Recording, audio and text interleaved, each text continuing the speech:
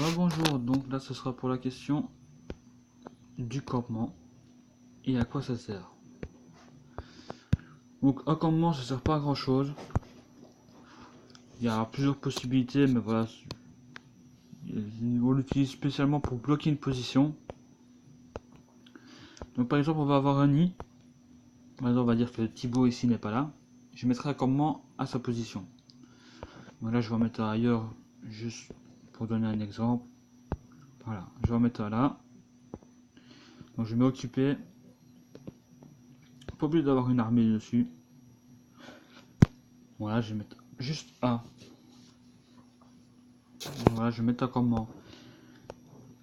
Et donc, si tout le monde est tout autour, qu'il y en a un qui part du nid, je mets un campement. Pourquoi? Pour empêcher un ennemi de se téléporter à cet emplacement.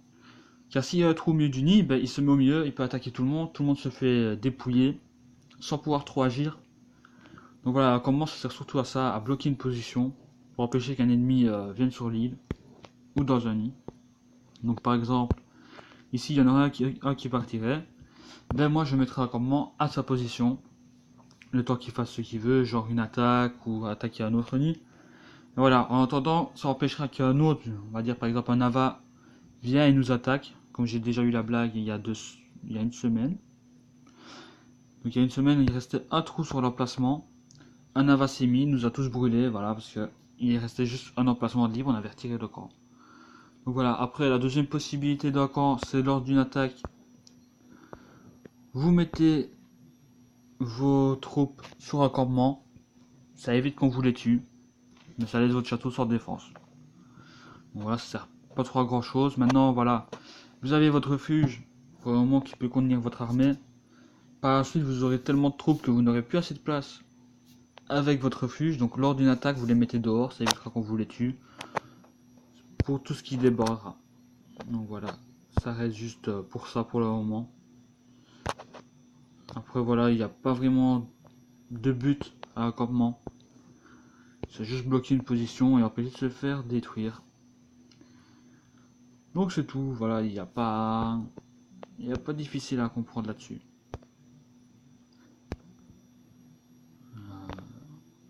Ouais, bon d'accord, j'ai fini un événement, je ne sais même pas vous dire lequel.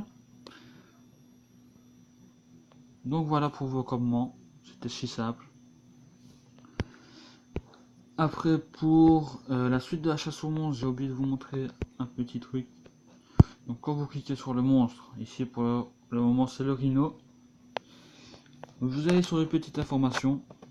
Donc voilà, vous pouvez voir à quoi il est fort, à quoi il est faible. Donc pour ici c'est les dégâts, tout ce qui est sorcellerie. Donc voilà, vous mettez des sorciers, le mage, la sorcière de glace. Fera plus de dégâts qu'un tank, donc le loyal ou le lapin.